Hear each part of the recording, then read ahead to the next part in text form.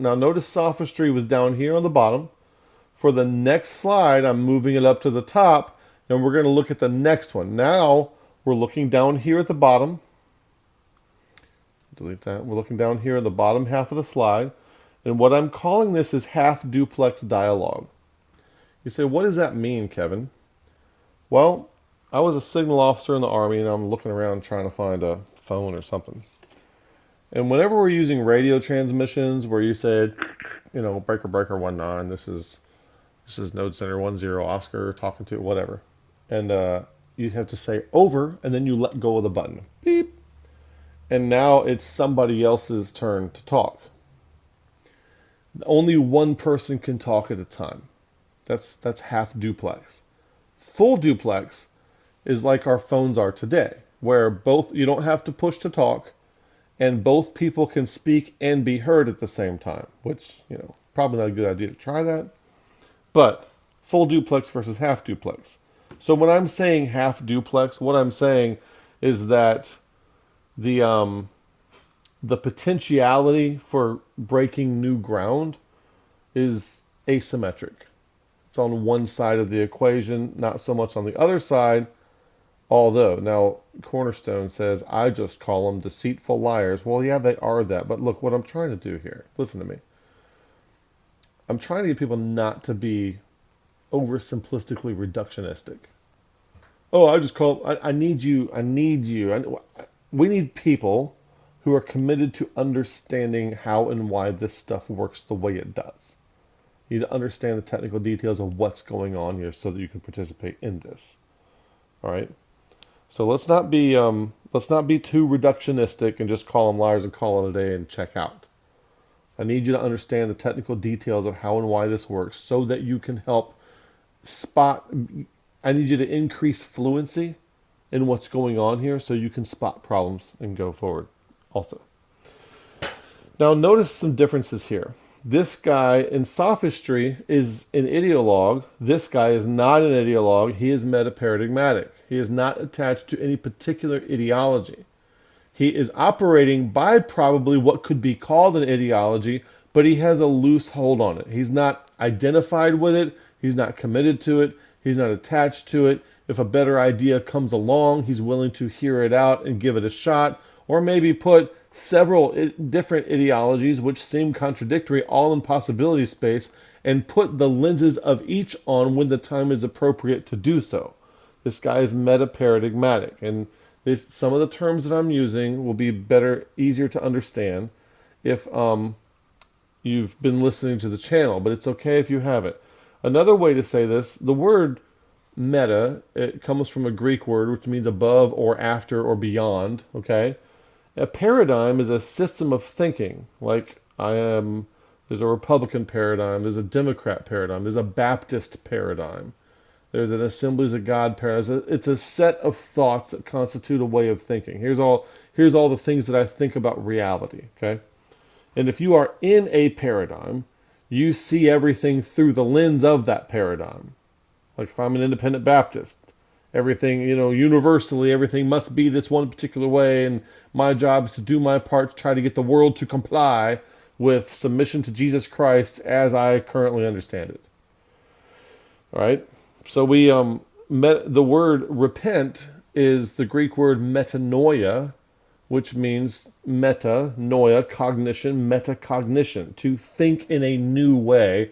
Some people reduce this to change your mind, which isn't wrong, but you could change your mind in a lateral move, but metanoia implies that changing the mind is in a vertical move. In other words, I'm zooming out. I'm going past, I'm not jumping from being a Baptist to being a Catholic or Assemblies of God. I'm going above and beyond all of those. And I'm outside of them now. I'm not inside any of them. I'm not going laterally from one to the other. I'm popping out of them. That's metanoia. Except ye repent, ye shall all likewise perish. Pop out of the paradigm. Come out above them. So now this guy who's metaparadigmatic, it's not that he's not working with propositions at all. Okay? It's like he has loosely held propositions. He has loosely held truth claims. He's not attached to them. Or he may be wrestling with something. For example, if I'm talking about the deity of Christ, I'm not concerned with whether or not I affirm it.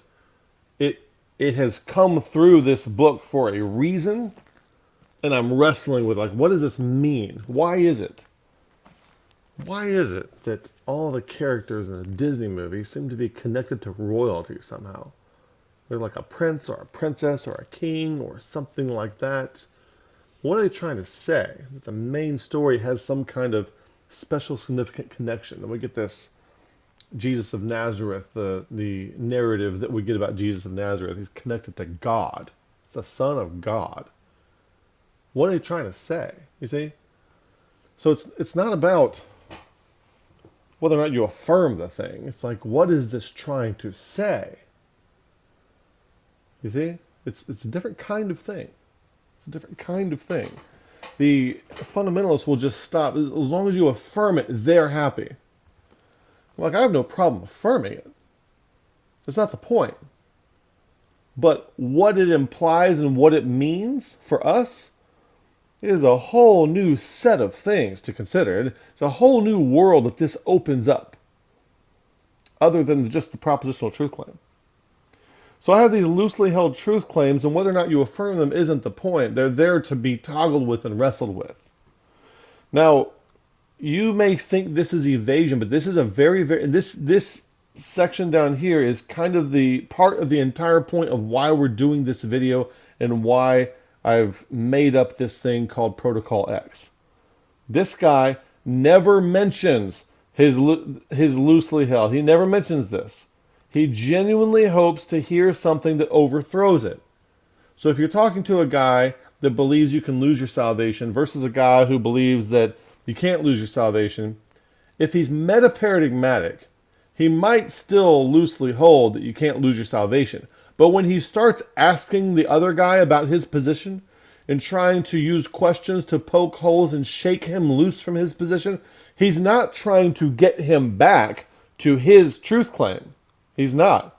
What he's trying to do is he's trying to provoke the guy to re-navigate the landscape in a new way that he hasn't thought of before. That's what he's trying to do. Now, if you state your truth claim, if you lead with it, and you say, everyone's going to be saved one day, there is no hell, or you have to believe in the deity of Christ, or the Trinity is the orthodox position, if you state that, it does certain things, you see? First of all, it frames and shapes the discussion. And now the entire discussion, whoever is there to listen may be full of an insight that you need. And as soon as you make a statement like, I'm a universalist, everyone's going to be saved, there is no literal hell, or whatever your thing is, whatever may have come out of that person has now been framed and shaped in a different way, and now they are their attention has been called to that particular claim. So whatever may have spontaneously generated by other means has now been poisoned, has now been eradicated. We may never see that. We may never see it. It's gone. It's gone for good. And now it gives the interlocutor something to be against. So if this person is like, hey, I'm a blah, blah, blah, blah, blah. I'm a mystic, whatever it is.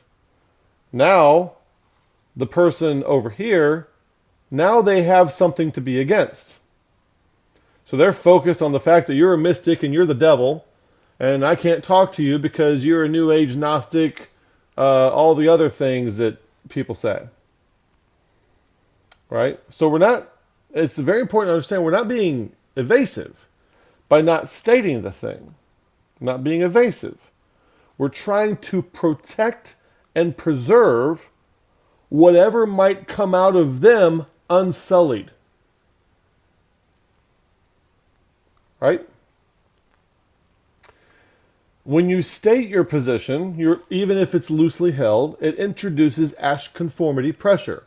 And I invite you, I think the videos are less than 10 minutes about the Ash-conformity experiments, where they bring people in and they just ask them simple questions like, is this line, which line is the longest one? It's obvious which one it is, but everyone in the row answers wrong, and when they get to the test subject, who doesn't know he's the test subject, he, like more than 80% of the time, or like more than 76% of the time, something like that, they also answer wrong in order to conform with the group, even though they clearly see that they're answering wrong. That's not the longest line. That one is, but I'm going to answer wrong because all these other people did. Maybe something's wrong with me.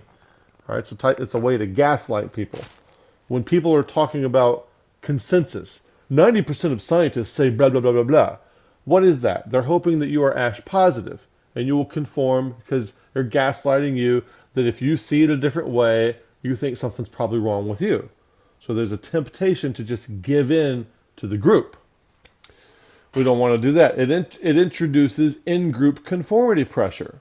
So if there is a group and you're like toggling with the idea of, say, universalism or something, humans, we are adapted to survive in groups.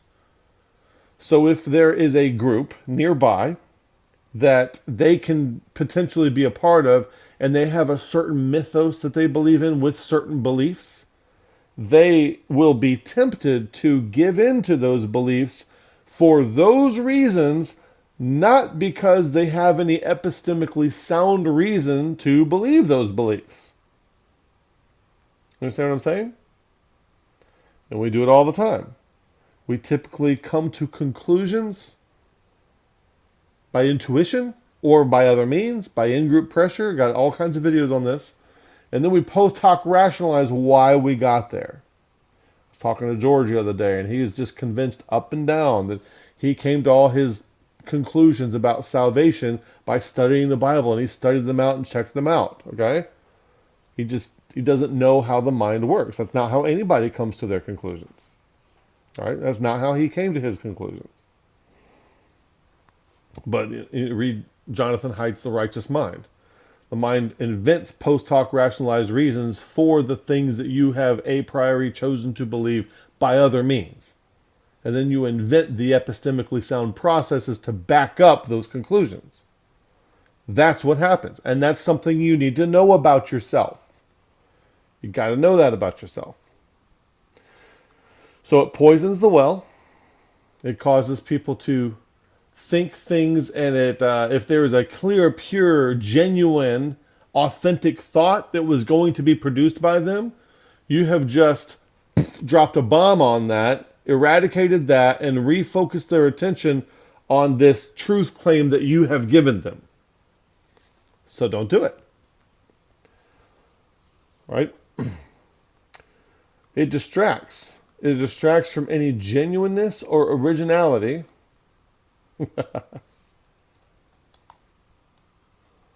Originality that may have otherwise been evoked. So when you're dealing with this guy over here, let's say this is you, right? And you're dealing with him. There could be some genuineness and authenticity in there that could be right about to come out of his mouth. And as soon as you start telling them what your positions are, I am a this, I am a that, I believe in universalism, I believe in the Trinity, I believe in eternal security, whatever your thing is. You have to believe in a literal hell or you're not, that kind of thing. As soon as you do that, you have just aborted that thought baby, which could have grown up to cure cancer. Thanks to Nick for the phrase thought baby. I heard that from him when he was texting me the other day.